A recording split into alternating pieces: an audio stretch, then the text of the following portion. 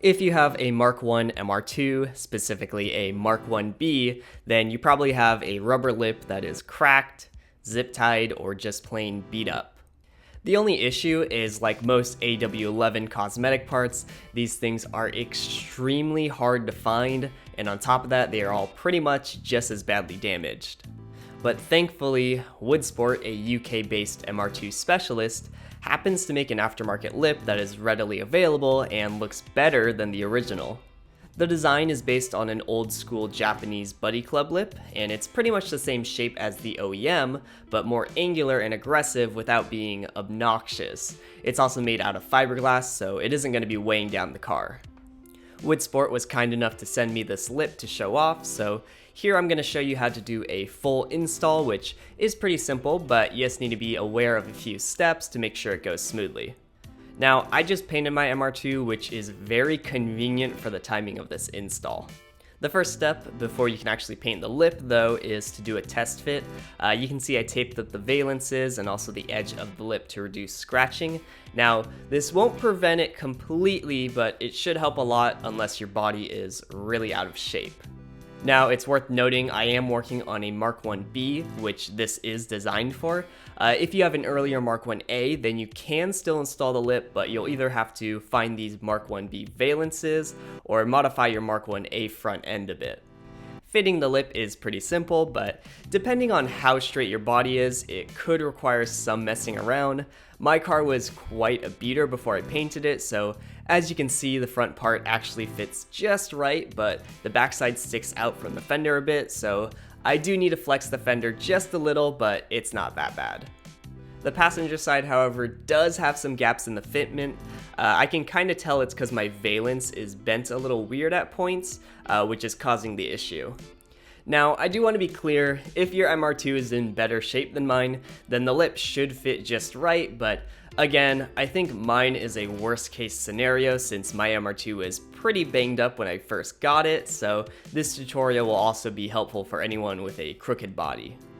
Now, I can actually see in the paint the point where the valence is bent because the tape is ripped there.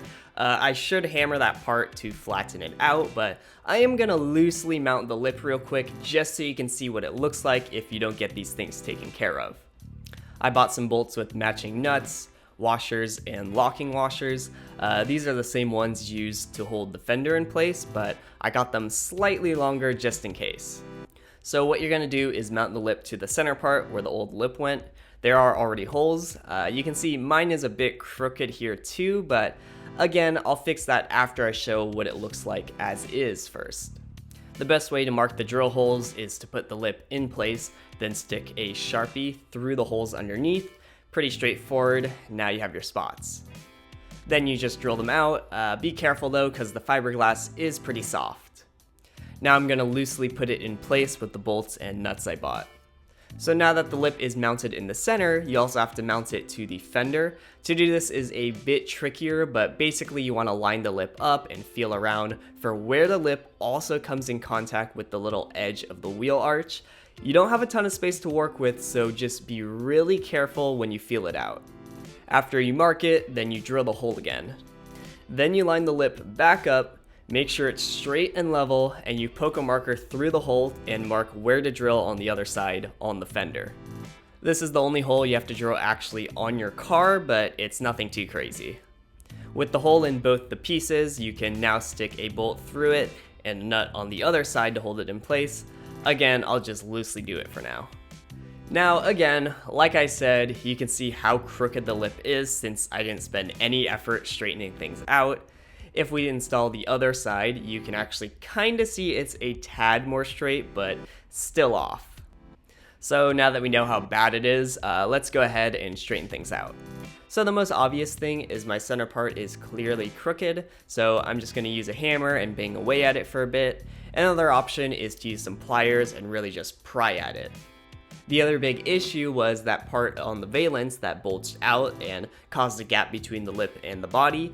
It's so bad that you can actually see exactly where it is based on where the lip was rubbing up against. So really what you gotta do is just hammer away at it and keep test fitting the lip until it seems good. The stock paint is a bit stronger than the stuff I use to repaint my car, but if you end up banging the paint up like me, then you'll probably just want to repaint the valences while you do the lip anyways. I mounted the lip back on and you can see the fitment is way better already. You can also sand the lip edge a bit to shape it just right, but I don't think it's necessary here. If you look from the front with both pieces on, you can see just how much straighter it is now too. It is worth noting I had to re-drill my center holes just a bit since things fit slightly different now, but they won't show anyways. And if you get things straight and right on the first round, then you shouldn't have to worry. Another little piece I picked up from the hardware store to add extra support are these little brackets. I got 2 sizes because I wasn't exactly sure what would fit right, but conveniently the valences already come with holes in them that you can bolt these in, and they will hold the lip up in the center and prevent sagging. Not completely necessary, but I would highly recommend this since it's pretty easy, cheap, and just gives that extra support in the middle since the mounting points are only really on the ends and the center just hangs there. Anyways, now that we have the lip test fitted, it's time to paint it. There are a couple ways to go about this, but I imagine most people will probably just take the lip to a paint shop and have them spray it since it's less work and probably won't cost too much for just the 2 pieces. But I just painted my car, so I have everything I need to paint it myself. The first step is to sand them down smooth using some 320 grit sandpaper. The next step is to prime. I'm just using a rattle can to prime it just because it's easier for such small pieces. I will be using a spray gun for the base and clear coat, but it's not worth setting it up for just the primer. Whatever primer and paint you use, just be sure to follow the directions it gives and spray enough on. And again, I am just going to repaint my valences too while I'm at it since they got banged up from the fitment. They're so small, it's really not a big deal to give it a quick spray. Now that the primer is dry, I'm going to spray the base and clear coat. Again, I already have a spray gun and the exact paint I used for the rest of the car, which is convenient, but if you don't have a spray gun, you can actually rattle can it. Depending on the color of your MR2, Duplicolor actually makes OEM Toyota paint cans you can buy from O'Reilly or AutoZone. If you have the original MR2 red, then you get Toyota Super Red 2. If you have the original white, then it's Toyota Super White 2. Just look up whatever color your MR2 is and see if there's a Duplicolor can for it. The only thing is they come in small cans, so you'll have to buy quite a few and it does definitely add up, but if you don't have a spray gun and you don't want to have a shop paint the pieces, then it is an option. You could probably even get away with generic rattle can paints if you use good spray technique. I mean, worst case, you can always sand it back down and repaint it later. After the paint has had a couple days to dry and cure, you can finally install it. Now, I also had this idea and bought these little rubber strips to line the edge of the lip with. They are originally meant for car doors, but they should be good here to seal the fitment a bit more and also prevent scraping since the lip won't be up against the paint anymore. They are self-adhesive, so you just have to slip it on the edge and you're good to go. Definitely worth a couple extra bucks from the auto store. And yeah, after that, you just reinstall everything and it all should go back on together like before. So here it is, the final reveal. Definitely a good looking lip. I admittedly am not super into aftermarket body stuff just because they usually are really bulky and change the vibe of the car too much, but this lip is definitely the best aftermarket look you can get. It just really takes the original style, but somehow makes it seem like it matches the overall extreme and angular design of the MR2 even better than the original.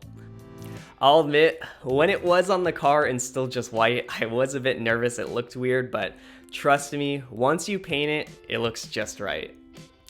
And again, the reality is these original MR2 lips are pretty much impossible to find in decent shape, so to know there is a replacement that looks even better is a huge relief. I really don't have much else to say about it. I mean, the looks speak for itself. Thanks again to Woodsport for providing the lip. I'll link the page to order one down in the description and comments. They also make other MR2 stuff like wide body arches, the MR2 Rally hatchback, and even plug and play wiring harnesses for engine swaps.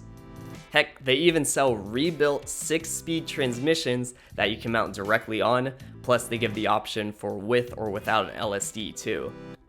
On top of that, they have stuff for Mark II MR2s as well, so Really, if you're curious just to see what crazy custom stuff they have for your MR2, you should check them out. Hope this little install was helpful, and thanks for watching.